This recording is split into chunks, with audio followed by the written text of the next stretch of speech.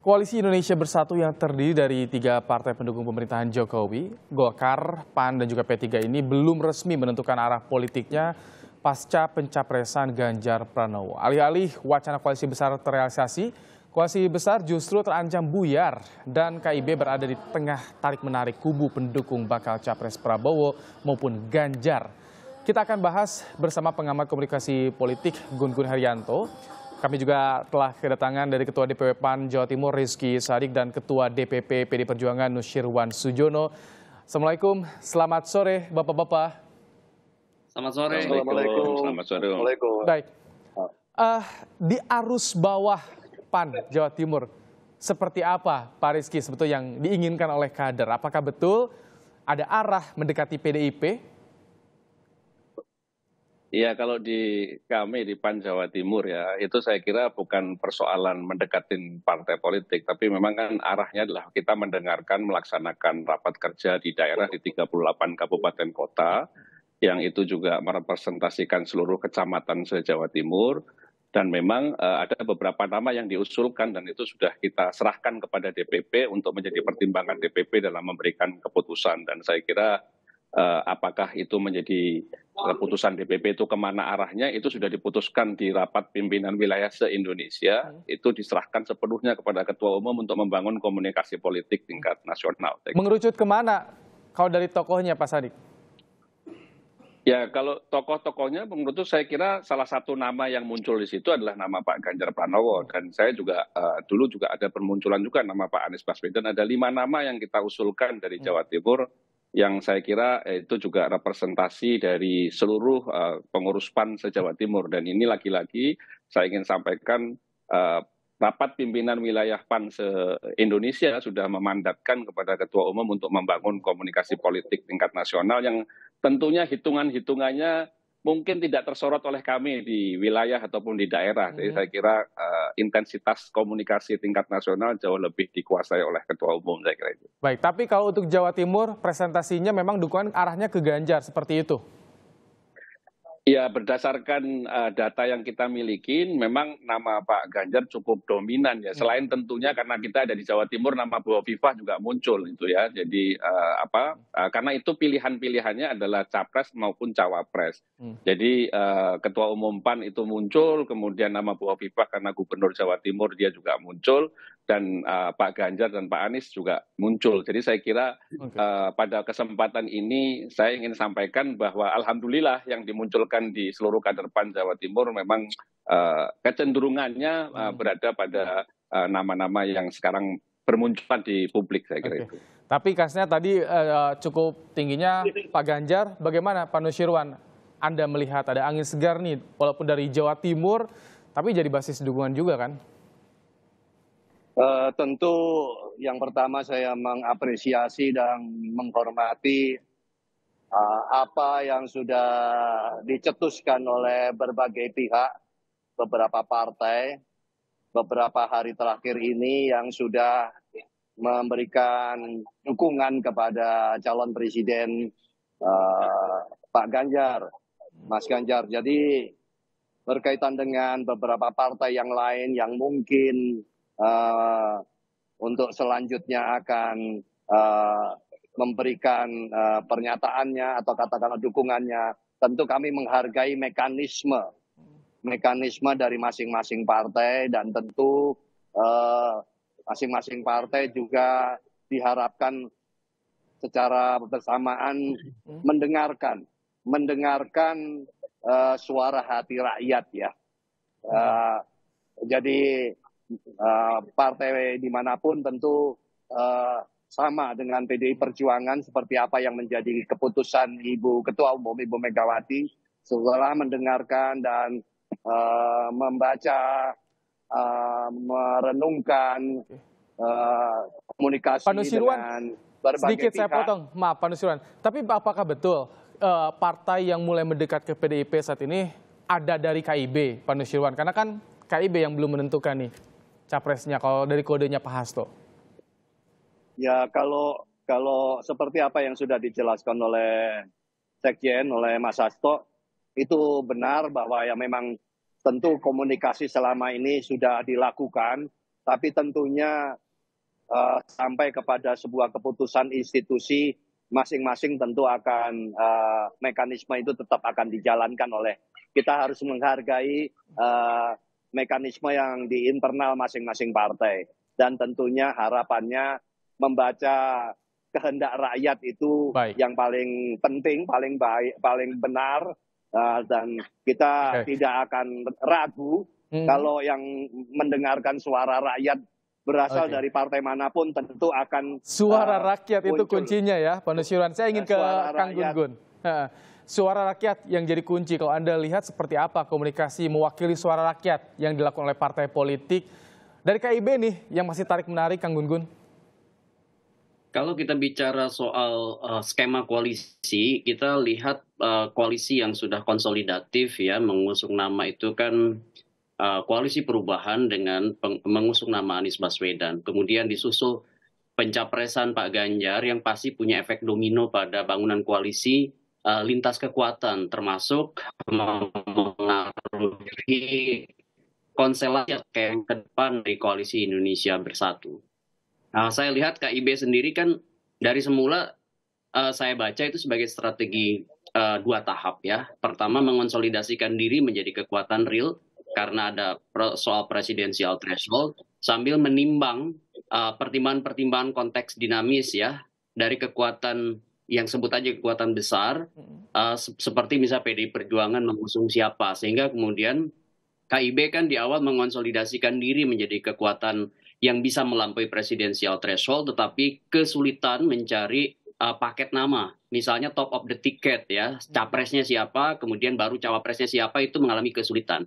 Nah, itu yang kemudian KIB hitung di tahap kedua, yaitu pada saat partai-partai yang punya figur dengan elektabilitas tinggi itu akhirnya kemudian memutuskan siapa. Contohnya misalnya adalah PDI Perjuangan ya dan modal 128 kursi meskipun dia sudah bisa melaju sendirian, tetapi kan tidak mungkin melaju tentu dengan resiko tinggi kalau berjalan sendirian sehingga kemudian PDI Perjuangan pasti berkeinginan menggandeng juga kekuatan lain seperti misalnya partai yang ada di KIB begitu. Menarik ya, kemungkinan harus juga menggandeng karena kalau sendirian agak berisiko juga. Nah, kedepannya bagaimana KIB? Apakah saya paling kuat ke arahnya Prabowo atau Ganjar? Kita akan bahas usai jeda ya, Kang Gun-Gun, Pak Nusirwan dan juga Pak Sadik, tetap di Kompas Petang. Menteri Pertahanan sekaligus Ketua Umum Gerindra Prabowo Subianto menyambangi kediaman Ketua Dewan Pertimbangan Presiden Wiranto. Usai pertemuan, Prabowo menyebut Prabowo sebagai sosok mumpuni sebagai bakal capres. Prabowo langsung disambut Wiranto. Prabowo menyebut pertemuan ini bagian hal bihalal silaturahmi usai lebaran dengan seniornya Wiranto. Sementara Wiranto memuji Prabowo sebagai figur cocok sebagai bakal capres yang teruji kepemimpinannya dan mampu melanjutkan kepemimpinan Presiden Jokowi. Sebelumnya, Prabowo juga bertandang ke kediaman mantan Panglima, Laksamana Purnawirawan Widodo AS, dan akan bertemu Menko Polhukam Mahfud MD.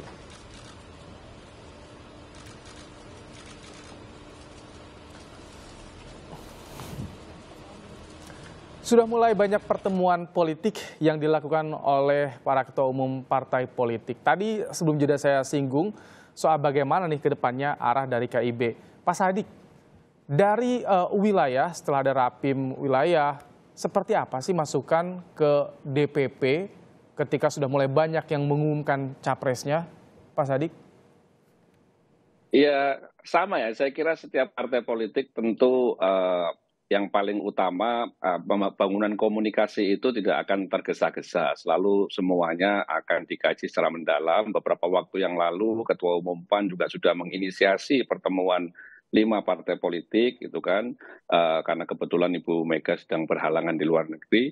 Nah itu saya kira posisi ini yang kemudian dijadikan salah satu sarana kita untuk memotret sejauh mana pergerakan komunikasi politik tingkat nasional. Kami di wilayah masing-masing seluruh Indonesia sudah selesai pada saat kita menyerahkan semua usulan kepada DPP dan memberikan mandat sepenuhnya kepada Ketua Umum untuk bersilaturahmi dan membangun koalisi maupun komunikasi dengan lintas partai. Itu tugas kami di wilayah sudah selesai. Tapi yang perlu saya sampaikan bahwa Koalisi Indonesia Bersatu memang yang paling awal didasari, tadi Mas Gun-Gun juga sudah menyampaikan tentang masalah syarat presidensial threshold. Kemudian yang kedua, kita juga sudah melakukan rumusan tentang beberapa visi misi Indonesia ke depan, misalnya seperti itu. Sehingga itu menjadi bahan bagi Koalisi Indonesia Bersatu, saya kira, yang akan dipakai oleh para ketua umum kita untuk berkomunikasi lintas partai. Jadi ada tahapan-tahapan yang sudah dilalui dan sekarang memang tinggal ujungnya, kira-kira seperti itu. Nah, ujungnya ya kita lihat aja nanti seperti apa. Finalnya seperti apa ya? Baik. Ya, saya kira itu. Pak Nusirwan, kalau dari DPP PDIP seperti apa sih pertimbangannya? Kan udah mulai banyak nih isu-isunya yang menawarkan sebagai cawapresnya Ganjar. Itu apa yang jadi pertimbangan nanti, perhitungannya seperti apa? Apakah bisa juga soal kemenangan bagi PDIP-nya sendiri atau seperti apa kunci di cawapresnya juga, Pak Nusirwan? Tentu kalau kami tidak bisa dipungkiri bahwa kalau mengajukan tentu menginginkan menang. Tidak ada mengajukan dengan perhitungan kalah, itu tidak mungkin. Dan tentu pertimbangannya seperti yang sudah diutarakan oleh Ibu Ketua Umum setelah meninjau beberapa hal, beberapa aspek, beberapa masukan dan mendengarkan suara rakyat itu tadi, maka memunculkan nama Mas Ganjar. Nah, jadi tentu berkaitan dengan siapa yang nanti akan berpasangan bersama Mas Ganjar, tentu itu pun disesuaikan dengan tentu bahwa pertimbangan kesamaan pandangan ideologi, kemudian juga menjaga keberlanjutan dari pemerintahan yang sekarang sudah dilakukan oleh kader kami Pak Jokowi. Dan untuk mitra koalisi dan juga cawapres nanti mana yang kemungkinan dilirik oleh PDIP, gambar-gambarannya, Pak Nusirwan? Ya, itu tadi kalau ditanya gambar-gambarannya tentunya kita harus punya dasar ya. Kenapa gambarannya yang tadi Anda desak untuk menyampaikan itu, tentu kita harus memiliki dasar-dasar pertimbangan yang cukup mendasar untuk menunjuk siapakah yang paling pas untuk berpasangan dengan Mas Ganjar. Oke. Kang Gun-Gun, ini kan kalau baca pres selisihnya survei tipis-tipis nih perbedaannya nih.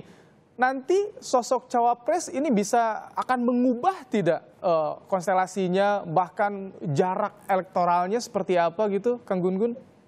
Ya, ini kalau dalam konteks survei ini close to call kan ya, prosentasenya itu sangat tipis-tipis di antara bakal calon wakil presiden. Artinya memang banyak yang berpotensi untuk menggapi capres-capres yang kemudian nanti akan bertarung.